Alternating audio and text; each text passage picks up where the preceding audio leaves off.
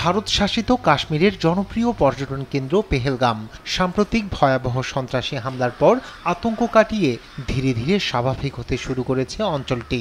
রাস্তায় বেড়েছে ব্যক্তিগত গাড়ি চলাচল, খুলতে শুরু করেছে স্কুল, কলেজ, অন্যান্য শিক্ষা প্রতিষ্ঠান ও দোকানপাট। গতি ফিরেছে পর্যটনেও, তবে পর্যটকদের সংখ্যা অনেকটাই কম। রোববার এসব তথ্য জানিয়েছে ভারতীয় সংবাদ মাধ্যম। প্রতিবেদনে বলা হয়, আবারও দেশীয় এবং আন্তর্জাতিক পর্যটকদের স্বাগত জানাতে শুরু করেছে পেহেলগাম। উদ্বেগ থাকলেও ভ্রমণে আসছেন পর্যটকরা। পেহেলগামে ব্যবসা স্বাভাবিকভাবে চলছে বলে জানিয়েছে স্থানীয়রা। এদিকে কাশ্মীরে পর্যটকদের ওপর প্রাণঘাতী হামলার জন্য পাকিস্তানকে দায়ী করে হামলাকারীদের খুঁজে বের করতে ব্যাপক ধরপাকড় চালাচ্ছে ভারতীয় নিরাপত্তা বাহিনী। এ ঘটনায় জনমনে ক্ষোভ তীব্র আকার ধারণ করেছে। রায়হান কবির শুভ্র, নিউজ ডেস্ক, দেশ টিভি।